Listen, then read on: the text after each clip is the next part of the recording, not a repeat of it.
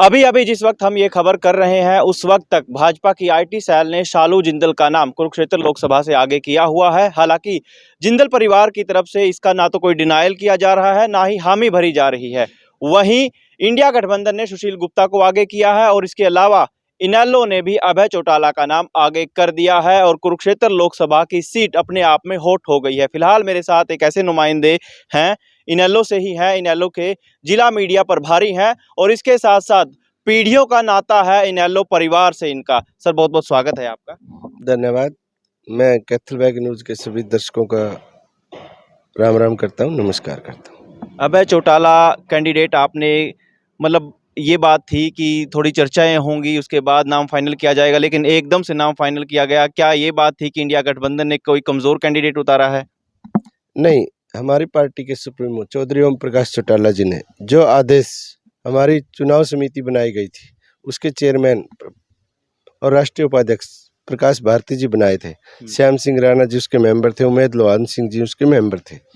उस कमेटी को जो आदेश और जो हल्के की हवा और वर्करों से जो सलाह निकल के आई इनेलो के कार्यकर्ताओं से, उसके ऊपर ध्यान देते हुए चौधरी ओम प्रकाश चौटाला के दिशा निर्देश को ही चुनाव की समिति ने ध्यान में रखते हुए चौधरी अभय सिंह चौटाला का नाम कुरुक्षेत्र लोकसभा से फाइनल किया है। प्रवीण जी, एक और परसेप्शन बनाया जा रहा है कि अभय चौटाला इसलिए आगे आए हैं ताकि बीजेपी को फायदा हो जाए, कांग्रेस के वोट कट जाएं। तमाम ये परसेप्शन सोशल मीडिया पर गढ़े जा रहे हैं।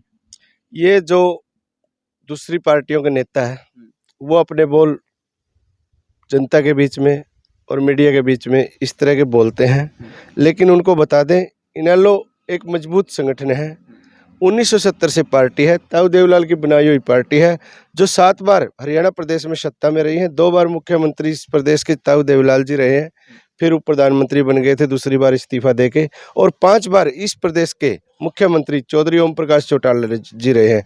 इतना बड़ा संगठन, जो ये लोग कहते हैं ना कि वोट काटू हैं या बीजेपी को फायदा पहुंचाने के लिए, इनेलो अपनी खुद की राजनीति के लिए जनता के बीच में जनता के मुद्दे उठाती है। इनेलो हमेशा राज में रही, जब राज में ना रही तब इनेलो विपक्ष के रूप में रही है। आज तक इनेलो का वोट बैंक कभी भी हरियाणा प्रदेश से 24 और 22% से कम नहीं हुआ। हम कभी वोट काटू नहीं है, जब हमारी सत्ता नहीं है हम विपक्ष में जनता के मुद्दे को उठाते हैं। इनेलो इतनी मजबूत है और इतना मजबूत संगठन है। जो कांग्रेस के नेता इस तरह का भ्रम लोगों में फैला रहे हैं, वो मतलब सिर्फ अपनी रोटियां सेकने के लिए इस तरह की बातें कर रहे हैं। इस तरह का कोई मतलब नहीं है। लोगों को पता है कि इनेलो प्रदेश के धरातल की राजनीति करती है और चौधरी अभय सिंह चौटाला जी वो फेस हैं जिसके मुकाबले ना तो कांग्रेस के पास ऐसा कोई नेता है दबंग और सच्चाई का, और ना ऐसा नेता बीजेपी के पास है, सभी करप्टेड है। चौधरी अभय सिंह चौटाला जी जो कहते हैं जुबान के धनी हैं, सत्य बात करते हैं, वर्कर को कोई लारा नहीं देते, वर्कर का दिल जान से प्यार करते हैं। ऐसे फेस पार्टी के प्रधान महासचिव, और जब किसान आंदोलन है, आप सबको पता है, हरियाणा तो दूर की बात, चौधरी अभय सिंह चौटाला तो भारतवर्ष के लोग जानते हैं, सभी किसान जत्थेबंदियां जानती है। किसान जत्थेबंदियों ने जब भी एक आह्वान किया कि ताऊ देवलाल जी आज हमारे बीच होते तो किसानों को न्याय मिलता, हमारी लड़ाई लड़ते, तब चौधरी अभय सिंह चौटाला जी ने टिकरी बॉर्डर पर जब संयुक्त किसान मोर्चा के 8-10 लीडर आए और मिले, जिस तंबू में चौधरी अभय सिंह चौटाला जी बैठे थे, एक ऐलान किया था कि 26 जनवरी का बड़ा इकट्ठ है किसानों का, लाल किले पे जाएंगे या मतलब संसद को जाएंगे, कुछ करेंगे। उसके बाद अगर कृषि के तीनों काले कानून वापस हो जाते तो ठीक है, नहीं हुए तो मैं 27 जनवरी को विधानसभा स्पीकर को जाके चंडीगढ़ में इस्तीफा दे दूंगा फिजिकली। और हुआ भी यही और किया भी यही। जब किसानों के लिए ऐसी आवाज़ चौधरी अभय सिंह चौटाला है, तो अपना चुनाव क्यों न लड़े, अपनी पार्टी को क्यों न मतलब मजबूती दिखाएं। अब जो बुलंद आवाज़, जो किसानों की आवाज़ हरियाणा के विधानसभा में उठी है, उसी आवाज़ को अब चौधरी अभय सिंह चौटाला जी लोकसभा के मेंबर बनके और मोदी जी के सामने उठाएंगे। इसलिए इनेलो चौधरी अभय सिंह चौटाला को कुरुक्षेत्र सीट से लेके आई है। किसानों की राजनीति करने के लिए चौधरी अभय सिंह चौटाला जी कुरुक्षेत्र से इनेलो पार्टी के लोकसभा के उम्मीदवार तय किए गए। तो 10 की 10 सीटों पर चुनाव लड़ेगी इनेलो? जी बिल्कुल, इनेलो अपनी पूरी तैयारी में है।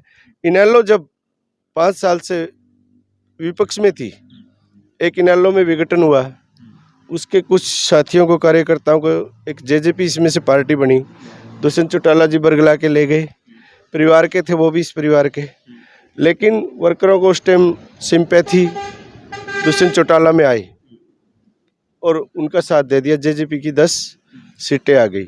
आज जेजेपी धरातल पे बिल्कुल ग्राउंड पे खत्म हो चुकी हैं, क्योंकि जिसके खिलाफ दुष्यंत चौटाला ने वोट लिया था जनता से बोल के, उसी के साथ मिलकर सरकार बनाई, इसलिए उनकी छवि धूमिल होगी।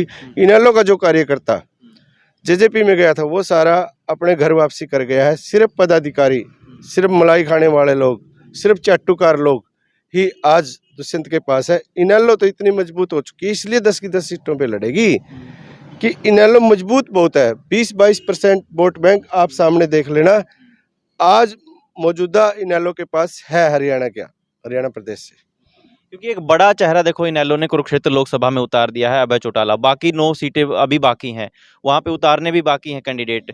लेकिन उस एवज में जो प्रचार की बात होगी, क्योंकि मुख्य जब लीडर आपने यहाँ उतार दिया है तो बाकी जगह प्रचार करने की पॉसिबिलिटी कितनी देखते हैं आप? क्या फिर किसान आंदोलन का जो एक उभर कर आई थी इनेलो उस दौरान, क्या किसान आंदोलन का भी आउटपुट लेने की कोशिश करेगी इनेलो?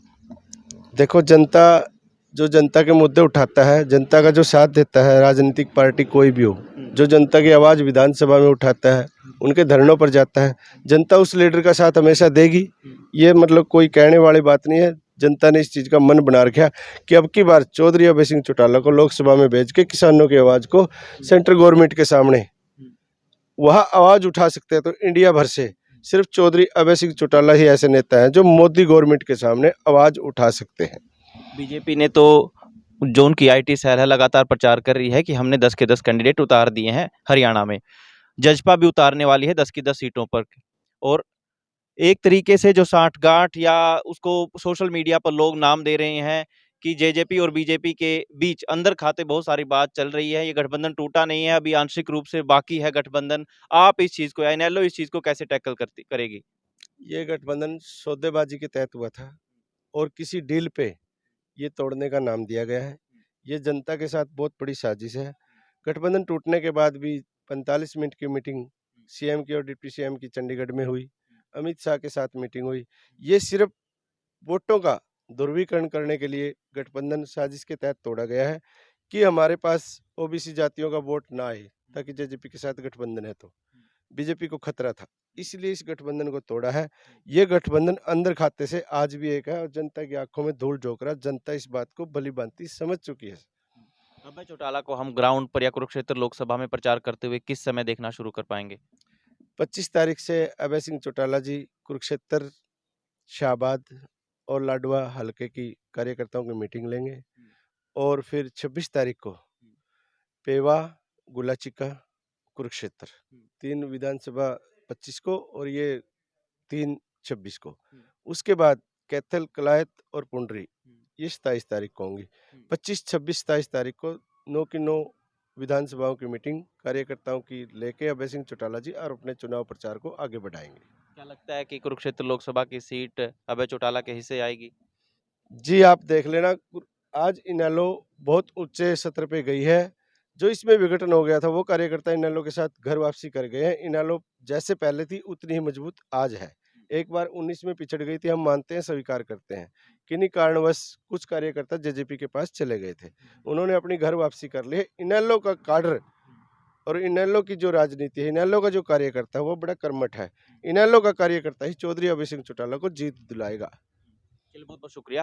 तो प्रवीण किछाना मेरे साथ मौजूद थे, बताया कि 25, 26 और 27 मार्च वो दिन होंगे जब अभय चौटाला इस कुरुक्षेत्र की धरती पर होंगे और लगातार प्रचार में जुट जाएंगे। और एक तरीके से ये लोकसभा चुनाव इनेलो के लिए कहीं ना कहीं एक संजीवनी बूटी का भी काम करेगा। फिलहाल कैथल बैग न्यूज के साथ इतना ही।